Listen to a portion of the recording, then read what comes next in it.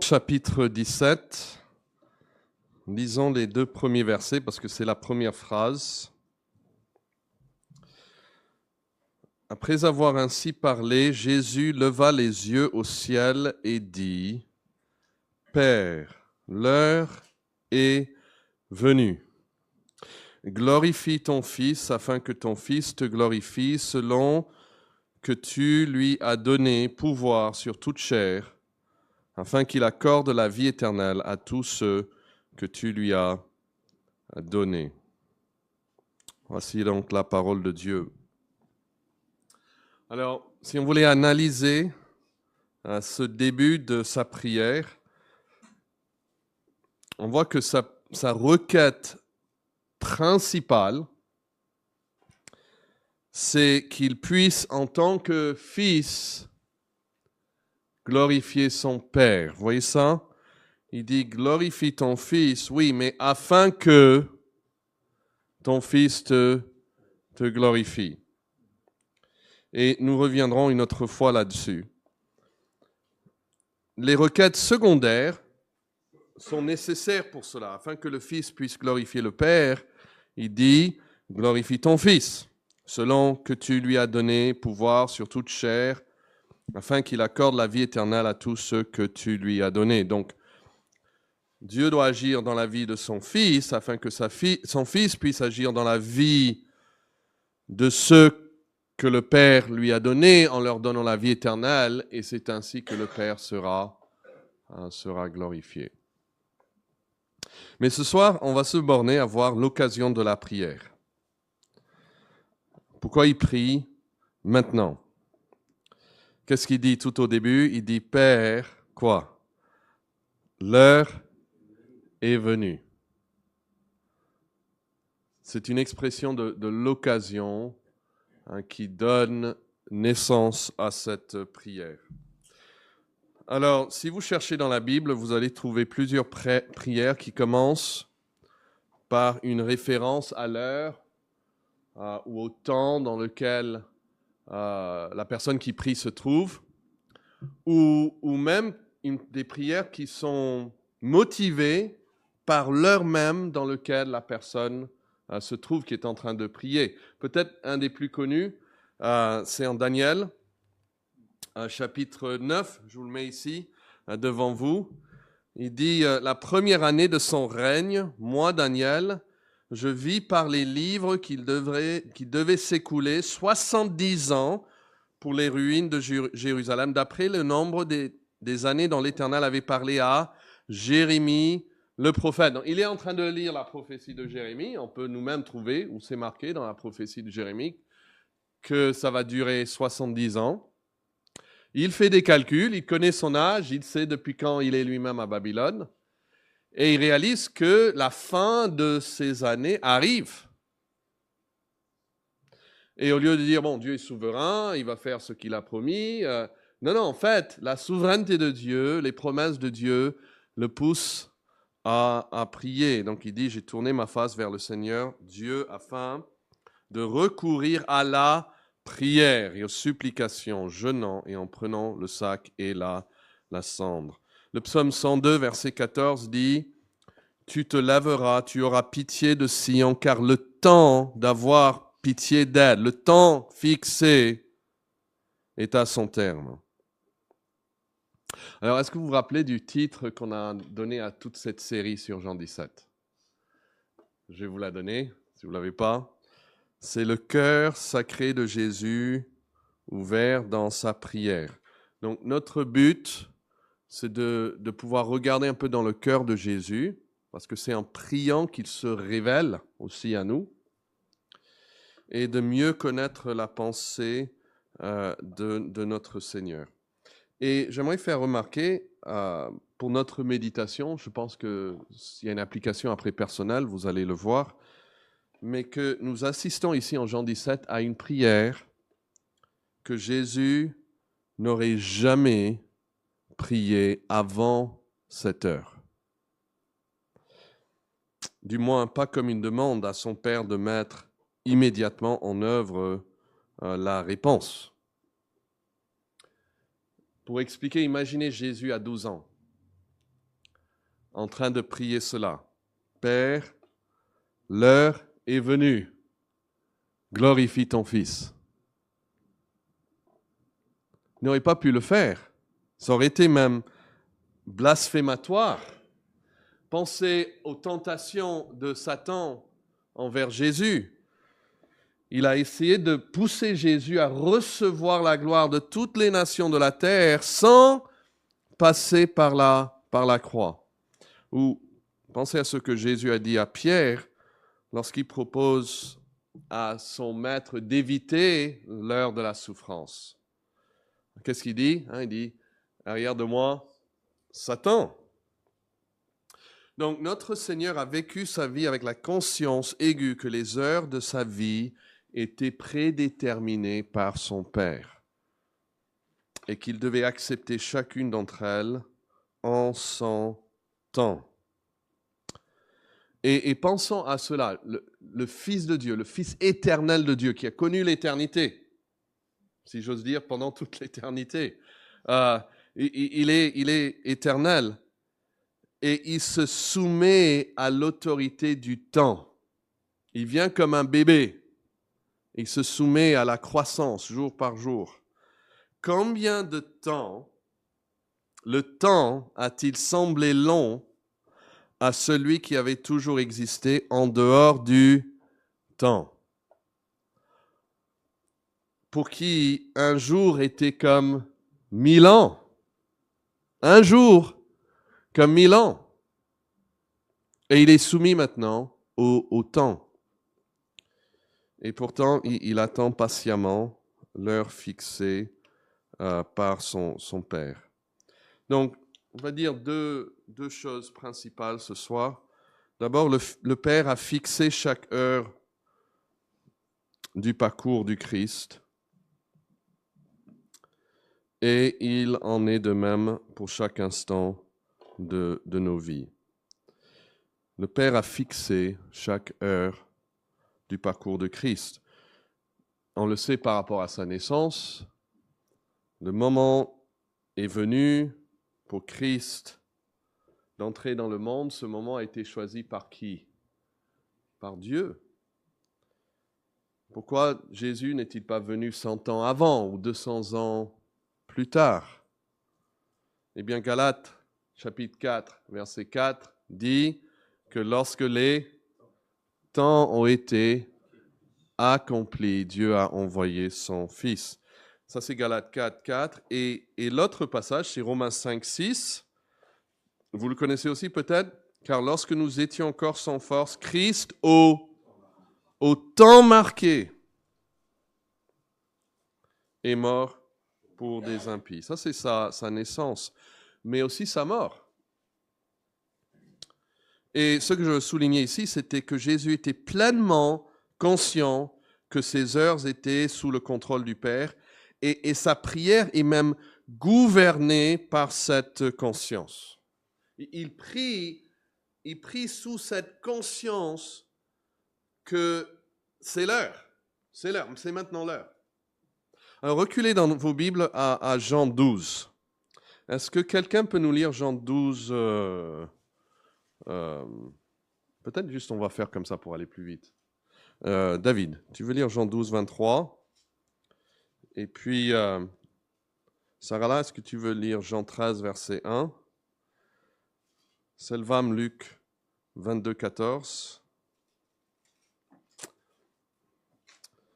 Et François, Ecclésiaste 3, verset 1.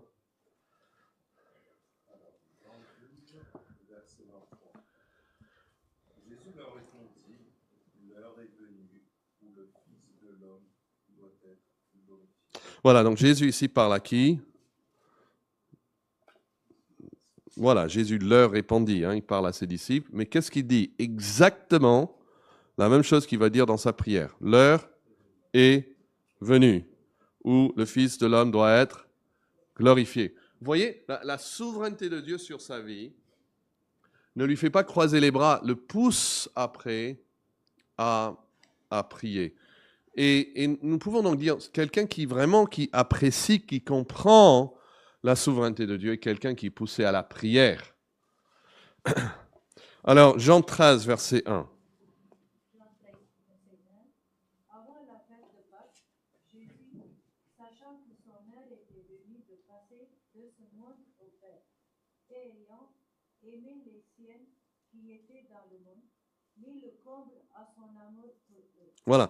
Ici, l'Esprit veut souligner que Jésus, c'est quoi le verbe juste après?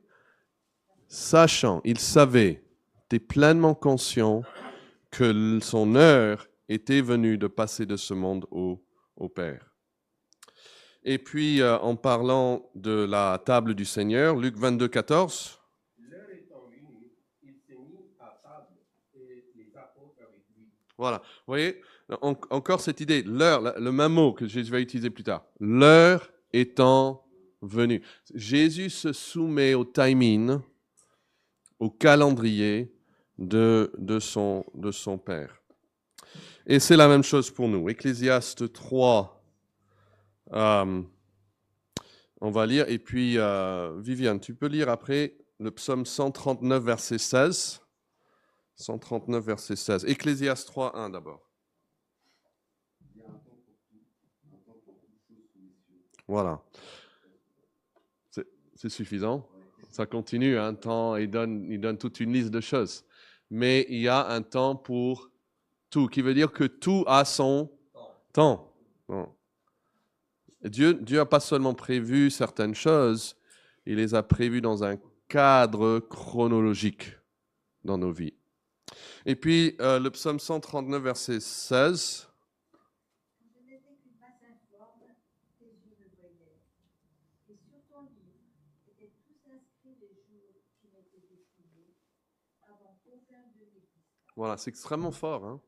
Tous les jours qui m'étaient destinés avant qu'aucun d'eux n'existe, prévus pour moi, pas seulement pour le Christ, mais pour moi. C'est-à-dire, le jour de ma naissance et le jour de ma mort est déjà connu, décidé, choisi par Dieu.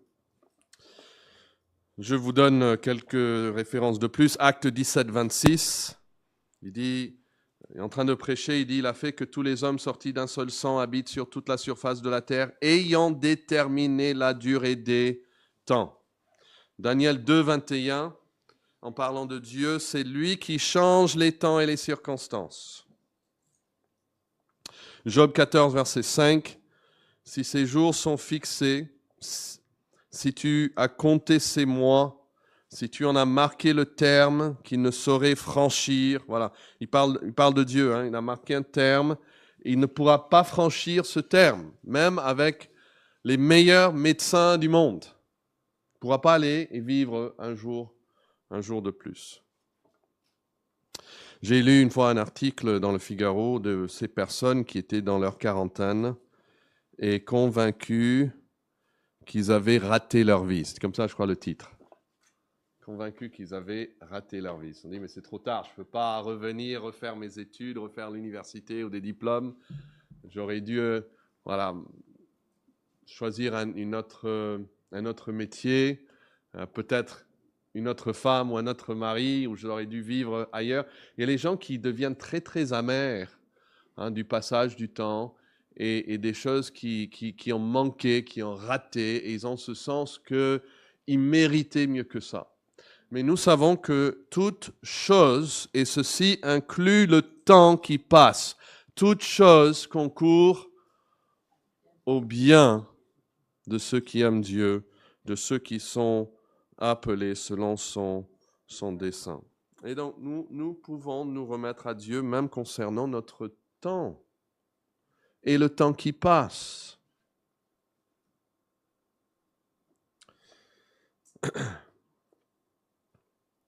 Le psaume 31, verset 16, dit ceci dans le Darby et dans la Bible annotée, il dit « Mes temps sont dans ta main ». Les autres traductions françaises utilisent le mot « destiné ».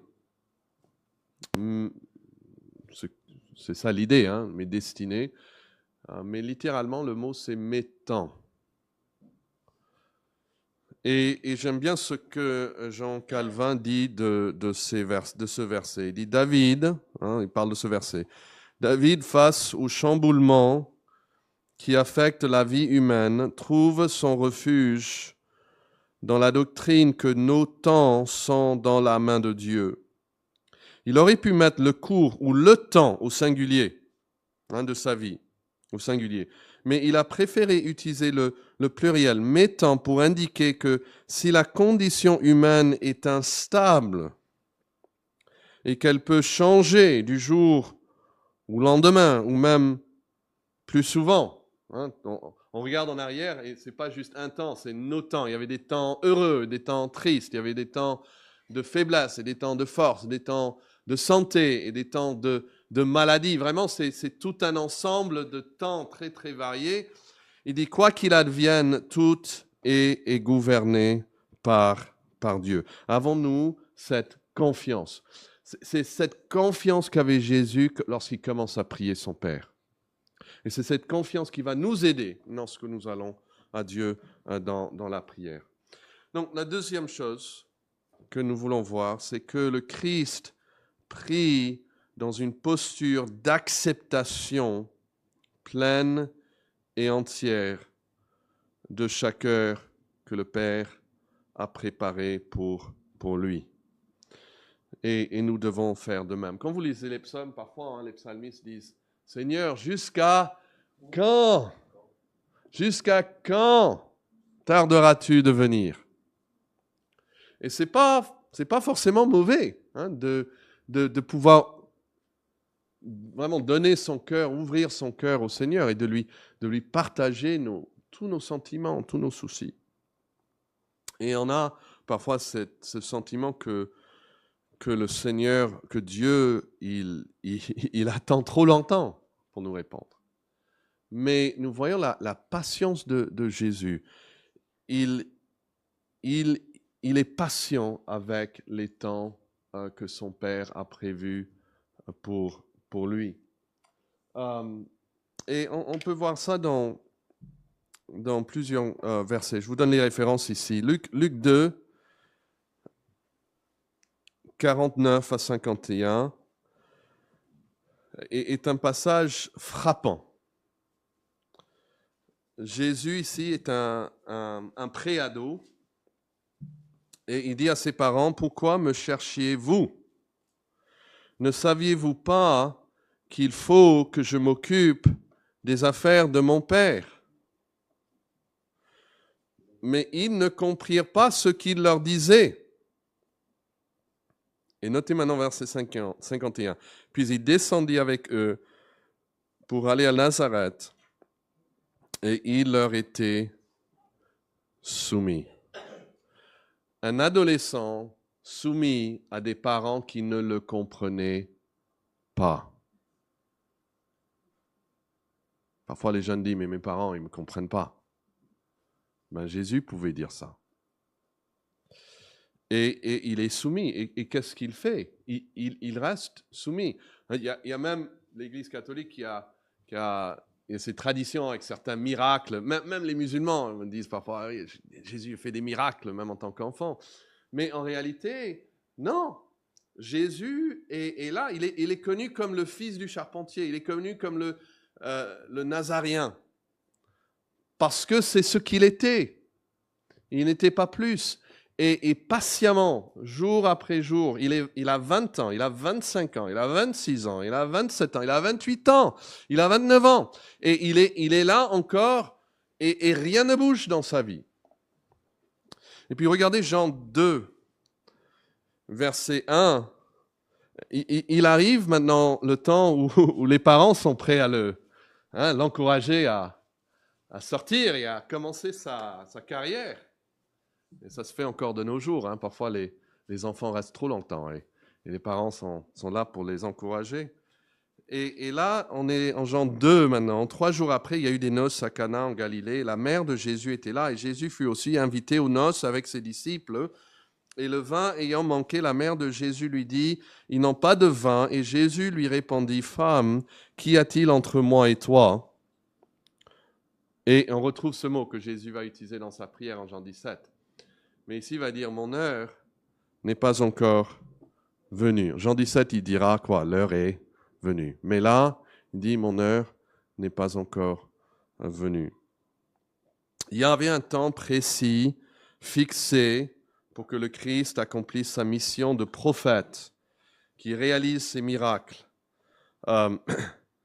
qui montre qu'il était le Messie. Et ce n'était pas à sa mère de déclencher cette nouvelle étape dans sa vie. Et plutôt que de se révéler prématurément au monde, le Fils maintenant va attendre le moment voulu par son Père et va répondre à l'appel divin. Et c'est un exemple pour nous d'humilité et de patience qui doit nous inspirer. Burgess, que j'ai cité la dernière fois, il dit « Cet exemple d'humilité et de patience doit nous inspirer surtout ceux qui se destinent à la vie ministérielle. » Il dit « Bien que le Christ possédait toute la sagesse, il n'a jamais suivi son propre calendrier, préférant se conformer au plan divin. De même, Paul avertit contre la nomination d'un novice au ministère de peur qu'il ne devienne orgueilleux et ne tombe sous la condamnation du diable. » Et il parle ici d'un Timothée 3,6 qui dit qu'il ne faut pas qu'il en soit à nouveau converti, de peur qu'enflé d'orgueil ne tombe sous le jugement du diable. Il y a une illustration, je pense, en tout cas dans l'Ancien Testament de Moïse, qui à un moment veut agir. Il sent qu'il est le libérateur, il sent que et il agit dans sa chair, il va même tuer quelqu'un, et Dieu va dire, c'est pas encore le temps, et il va attendre combien d'années? 40 ans dans le désert, pour après mener le peuple pendant 40 ans dans le désert. Ça aussi, c'est intéressant. Hein? Pour mener le peuple de Dieu 40 ans dans le désert, il faut toi-même passer 40 ans tout seul dans le désert. On ne connaît pas le timing, le plan de Dieu. Jésus était patient. Jésus aussi fait preuve d'une grande prudence, évitant de se précipiter vers le martyre. Il est conscient que son temps n'est pas encore arrivé. Et il y a plusieurs versets qui sont frappants quand on les prend tous ensemble. Luc 4, 29 et 30. Après, il est dans sa propre ville de Nazareth et ils le chassèrent de la ville et le menèrent jusqu'au sommet de la montagne sur laquelle leur ville était bâtie afin de le précipiter en bas. Mais Jésus, passant au milieu d'eux, s'en alla. Matthieu 12, 14 et 15. Les pharisiens sortirent et ils se consultèrent sur les moyens de le faire périr. Mais Jésus, l'ayant su, s'éloigna de ce lieu. Il va s'éloigner de ce danger. Jean 7, verset 1. Après cela, Jésus parcourait la Galilée, car il ne voulait pas séjourner en Judée. Pourquoi? Parce que les Juifs cherchaient à le faire mourir.